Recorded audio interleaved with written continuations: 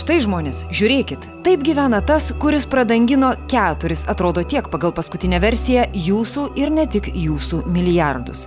Vietelė viena brangiausių Londone. Čia taip sakant, egzilyje, suprask tremtyje, dienas stumia Raimundas Baranauskas su šeima. Sąlygos aiškiai apsunkintos, nes prabangus eksbankininko sūnus tėčiui dirba vairuotoju. Matot, Lietuvos prokurorų areštuotojai Baranausko transporto priemonė ilsisi prie durų. Namas iš brangesnių. Bet, kaip teigia mūsų akis, ausis, nosis ir rankos Londone Marius Muzikevičius, pigesnių nei po 2-3 milijonus svarų čia ir nėra. Klok, Mariau. Mes esame viename prabangiausių pietų Londono rajonų Keston Park. Šioje teritorijoje 24 valandas per parą, 7 dienas per savaitę, teritorija yra saugoma vaizdo kamerų ir apsaugos darbuotojų. Pašaliniams asmenims čia patekti yra gana sudėtinga, kaip matome šioje lentelėje. Šiame name man už nugaros šiuo metu yra apsistojęs Raimundas Baranauskas ir jo šeima. Šiuo Range Rover automobiliu kiekvieną rytą jis važiuoja atsižymėti į policijos komisariatą.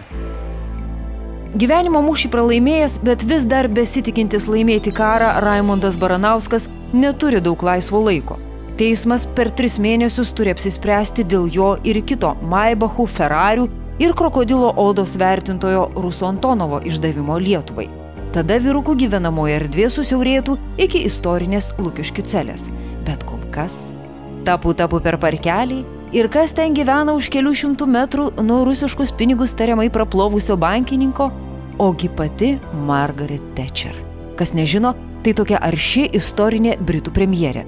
Bet tegul kalba tie, kurie gyvena nuo Baranausko per tvorą. You know that Margaret Thatcher lived here in the other before, side of the park. the other side, yeah. Yeah. But it's still very close, isn't it? Yeah, you can get to it. So, Yeah. You live in this area.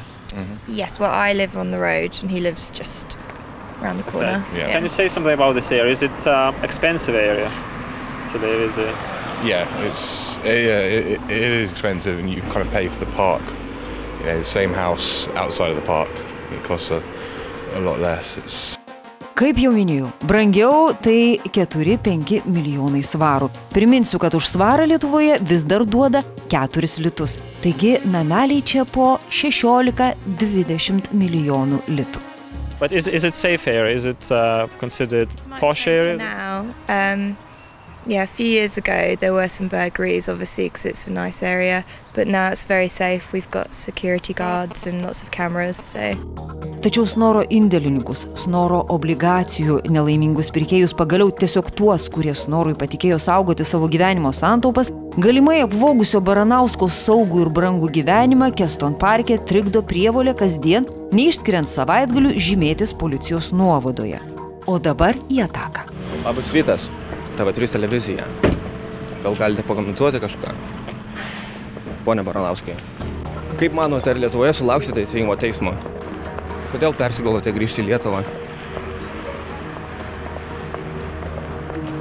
Ar banke Snoras laikėte savo ir savo šeimos pinigus?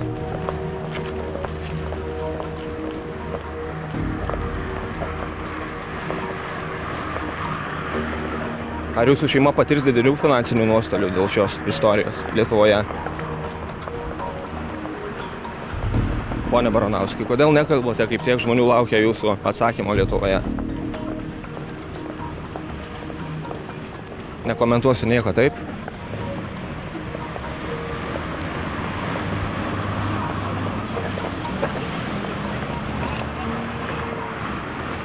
Kokius jūsų dabar yra pajamos gyvenančio Londone? Labai sunku išlaikyti protingą veido išraišką, kai kortos taip neina. Bet Raimundas Baranauskas tikrai stengiasi. Palauksime, gal pokalbis su policija pašnekovo atpalaiduos ir paskatins išpažinčiai prieš jų žmonės, kurie jaučiatės jo apvogti. Kol Baranauskas šnekasi su įstatymo sargais, pasimėgaukite. Matote, kas važiuoja? Teisingai, Putinas. Žmogus, kuris dabar iš Rusijos premjero virsta Rusijos prezidentu. O kas parašyta ant bolido šono? Irgi teisingai, Snoras bankas. Štai su kuo besibičiuliaujantį žmogų dabar Marius pamėgins vėl prašnekinti. Pone Baranauskai, kodėl nebendraujate? Gal nuoširdus bendravimas padėtų jums?